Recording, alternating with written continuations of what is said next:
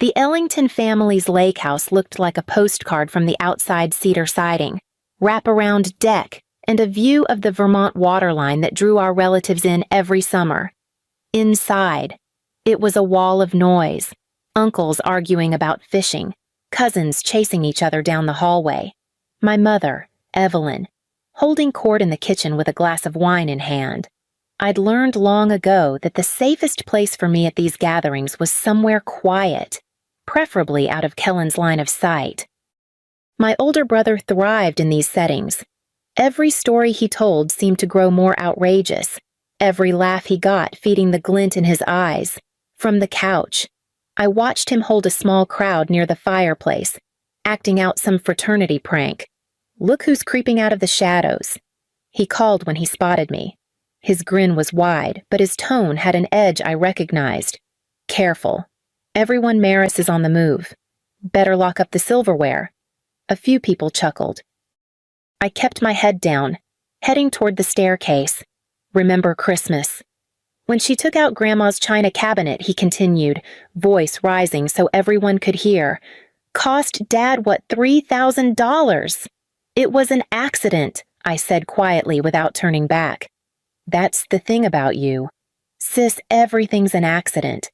I reached the bottom step, hoping he'd stay where he was. But his footsteps followed. By the time I hit the landing, he was right behind me. Running away again. His voice had dropped, close enough that I could feel his breath at my ear. "I'm just tired," I said. "You're always tired." He stepped around me, blocking the next flight of stairs. Arms stretched across the railing. "You can't pass. Dragons guarding the castle." It was an old game from when we were kids, but there was nothing playful in his eyes. I tried to duck under his arm. His hands hit my shoulders hard. The shove knocked the breath out of me before my body pitched backward.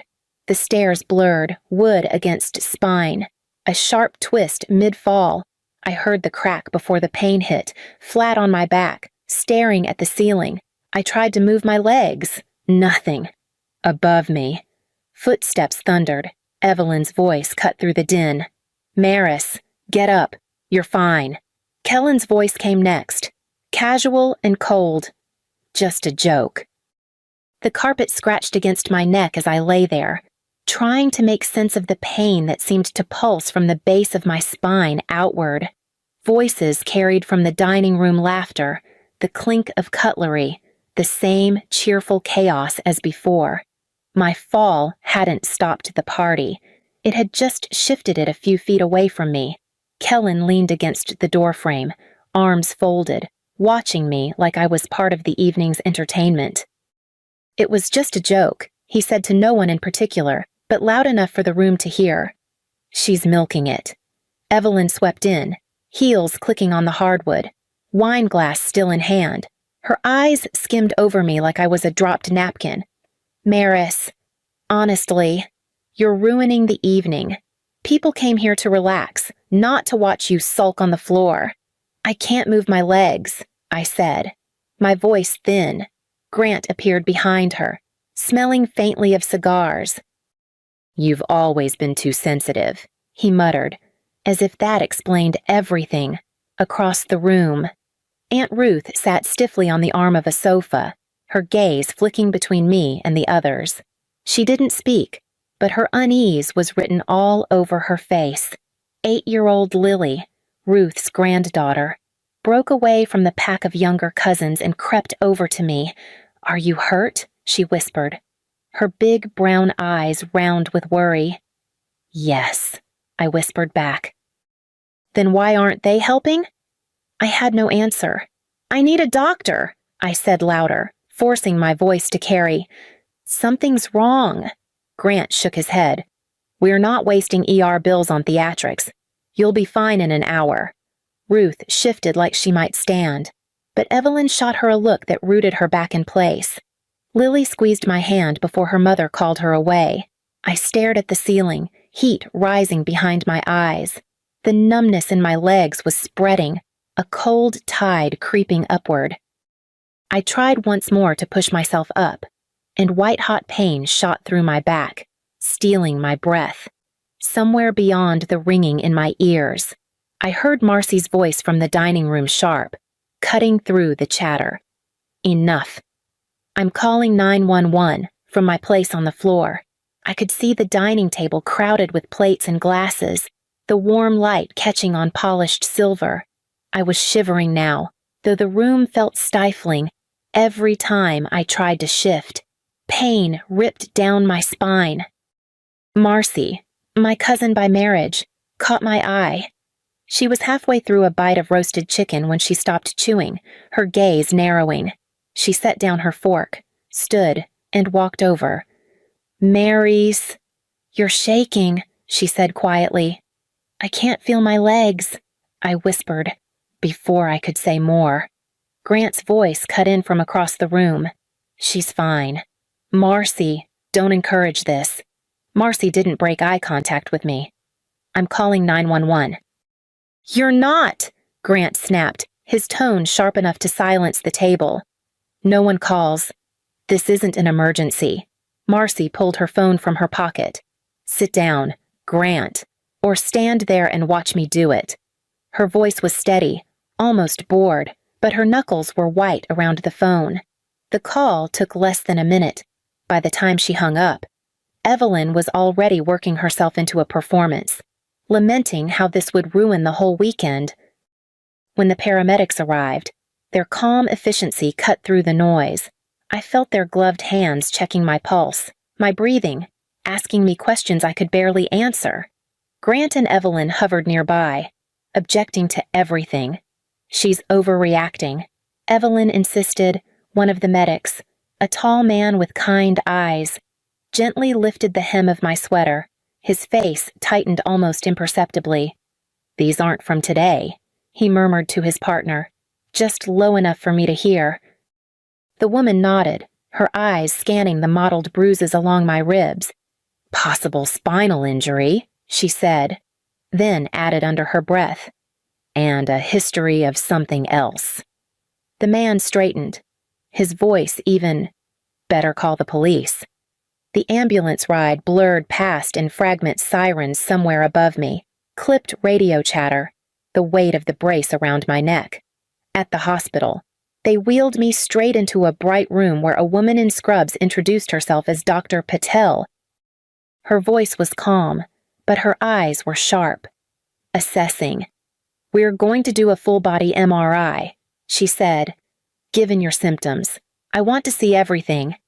They transferred me to a narrow table. The machine's clanging started almost immediately, each metallic thud echoing through my bones. I closed my eyes, but the image of Kellen's smirk kept breaking through the dark. When it was over, Dr. Patel returned with a tablet in hand. She pulled a chair close to my bed. This, she said, pointing to a glowing white arc on the image, is your L3 vertebra.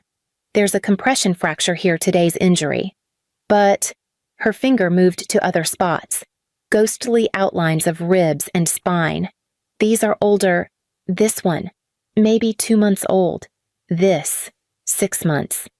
And here she tapped near my upper back at least a year. I stared at the images, the proof I'd never had before. Kellen, I said quietly, from his games. Her expression didn't change, but there was a stillness to it now. Maris, these aren't games. This is repeated trauma. She stood, speaking softly into her phone by the doorway. I caught the words CPS and police. When she came back, she sat beside me again. I've contacted Child Protective Services and law enforcement. Someone will come talk to you. You've been hurt, and we take that seriously. I felt my throat tighten. No one had ever said those words to me before. Dr. Patel's voice softened. We believe you. A knock sounded at the door, and a woman with a notepad stepped in. The woman with the notepad introduced herself as Tessa Myers from Child Protective Services. She pulled a chair close to the bed, her movements measured, her voice steady. Maris, I know Dr. Patel has already spoken to you, but I need to hear your history in your own words. Any injuries, any incidents you remember. At first. The words stuck. Years of being told I was clumsy made it hard to frame what had happened as anything else. But Tessa waited, patient and unflinching, until the silence cracked. I told her about the bike chain Kellen loosened when I was 13, the fall in the cafeteria he'd caused, the roughhousing that left me with bruised ribs. She wrote it all down, no change in expression, but I could see the way her pen pressed harder with each detail. A knock interrupted us. Aunt Ruth stepped inside, her eyes darting to the hallway before she closed the door. She carried a manila envelope and set it on the rolling tray. "I should have done this years ago," she said, her voice low. "These are from family gatherings, holidays, birthdays. You probably didn't even know I kept them." I pulled out the photographs me at the 4th of July barbecue, a shadow of purple along my upper arm, Christmas 2 years ago, my smile tight, a faint mark visible under concealer, another from a cousin's birthday, long sleeves on a 90-degree day. Before I could speak, my phone buzzed on the table. A text from Marcy, "Check your email now." Tessa opened the attached video on her tablet. The screen filled with a shot of the lake house staircase, filmed at an angle like the person holding the phone was focused on something else.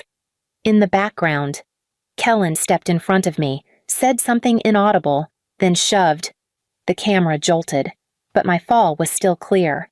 Tessa's eyes stayed on the screen until it ended. "This changes things," she said. 10 minutes later, a uniformed officer entered to take a statement. When he left, I overheard him telling Dr. Patel they'd be upgrading the charge from simple assault to aggravated assault. Somewhere in the hallway, the sound of my mother's voice rose, sharp and frantic. By the next morning, the hospital television was looping a segment from the local morning show. Evelyn sat on a couch beside Grant, her posture perfect, a tissue clutched in her manicured hand. She dabbed at her eyes as the host leaned in sympathetically. "Our daughter has struggled for years," Evelyn said, her voice trembling just enough. "We've tried therapy, special attention, everything. But she's always been jealous of Kellen's success." Grant nodded solemnly. "These accusations, they're coming from a place of resentment. She's always been accident-prone. We have medical records going back years. This latest fall is just another unfortunate mishap she's blaming on someone else." I turned the TV off before the segment ended, but the damage was already spreading. By midday, my phone, still in the possession of hospital staff, was buzzing nonstop with alerts. Relatives I hadn't heard from in years were posting vague comments about family loyalty on social media. The one thing my parents hadn't accounted for was the paper trail. Amanda Raines, the prosecutor assigned to my case, requested a brief meeting that afternoon.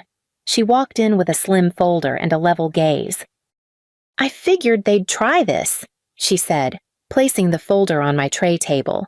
Inside were printouts, excerpts from my medical records, photographs of the MRI scans, and one still image from Marcy's video, the frame where Kellen's hands are on my shoulders, his expression anything but playful. "I'm releasing these to the press," Amanda said. "Not the full video yet, but enough to show there's evidence. I've also included a statement on the medical findings. Fractures in multiple stages of healing are not the result of clumsiness." That evening, a different kind of news segment aired. The still image stayed on screen for nearly a full minute as the anchor read Amanda's statement. Reporters repeated phrases like pattern of injury and inconsistencies in family's account.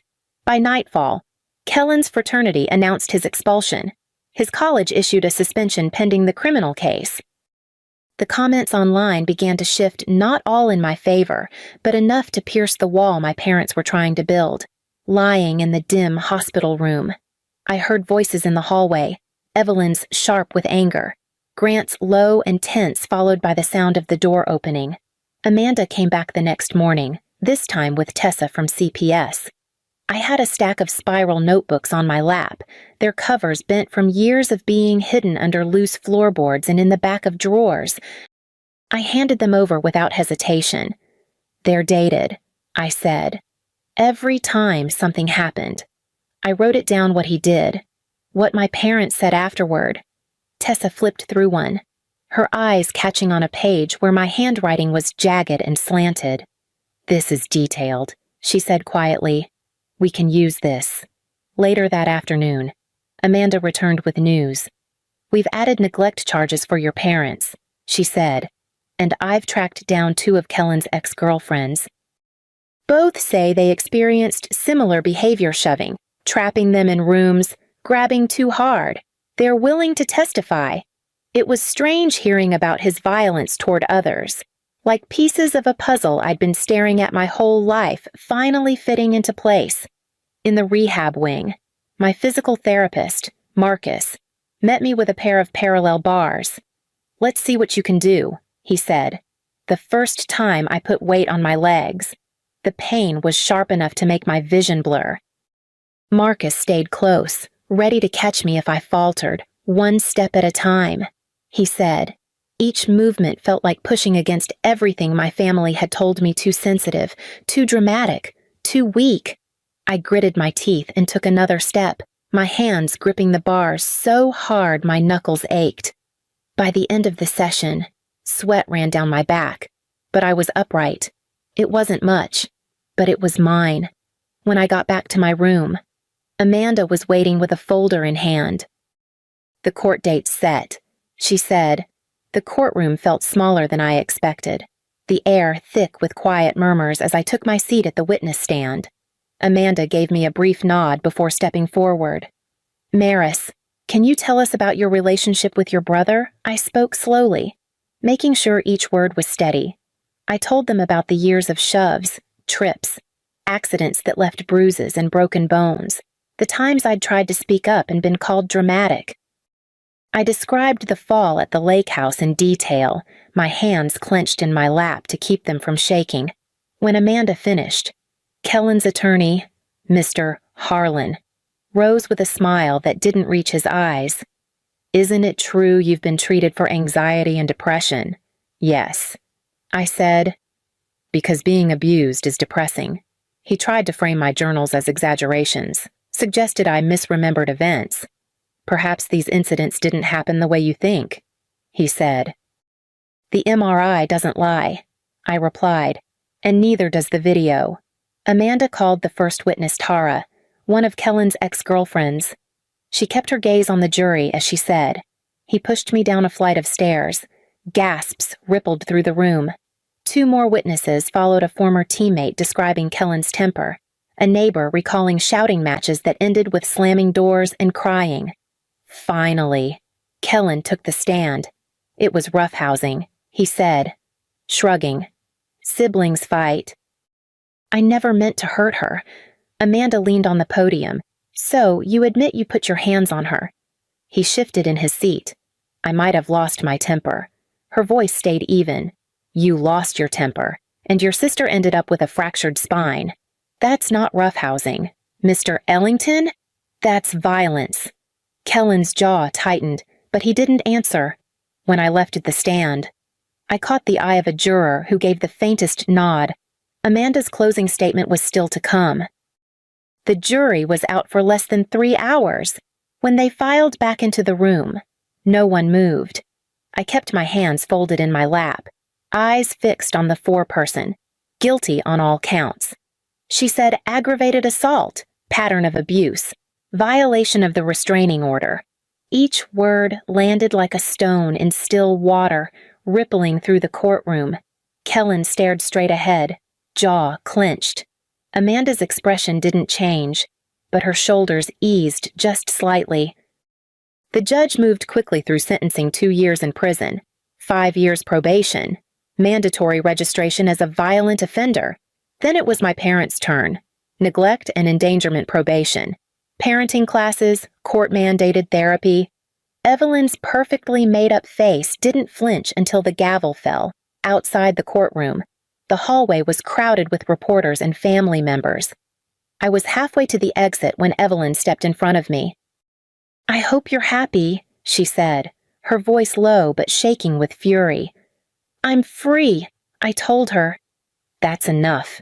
She blinked once, as if she hadn't expected an answer. then turned on her heel and disappeared into the crowd. Amanda appeared at my side. "We'll talk next week about the restitution hearing," she said. I nodded, but my mind was already somewhere else, away from this building, away from their voices. I walked toward the doors, the winter air spilling in through the glass as someone held it open. Aunt Ruth was waiting at the bottom of the steps. I moved into Aunt Ruth's house 2 weeks after the verdict. She'd already cleared a room, painted the walls a soft gray, and put fresh sheets on the bed. It wasn't just space, it was safety. Therapy started right away, this time with someone who listened instead of diagnosing me with oversensitivity. We worked through the memories one by one, dismantling the reflex to explain away my pain. By spring, I'd written an essay I titled "The Fall That Saved My Life." Amanda helped me place it in a national outlet. Within days, my inbox filled with messages from people who'd grown up with their own golden child sibling, from parents who'd realized too late they'd missed the signs. It became the foundation for my advocacy work. I spoke at schools, shelters, and community centers, telling my story in the hope it might pry open the silence for someone else. Each time I stood in front of an audience, I remembered what it felt like to lie on that floor, unheard, and I spoke louder. A year later, I moved into my college dorm, on my first night. I stood at the bottom of the central staircase, looking up. My chest tightened, but not from fear. I climbed slowly, each step steady, the wood solid under my feet. At the top, my phone buzzed, a text from my cousin Lily. "My teacher read your article in class.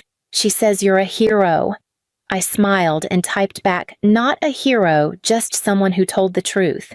Then I walked down the hall toward my room, the laughter of new friends spilling from an open doorway, and let the sound pull me forward.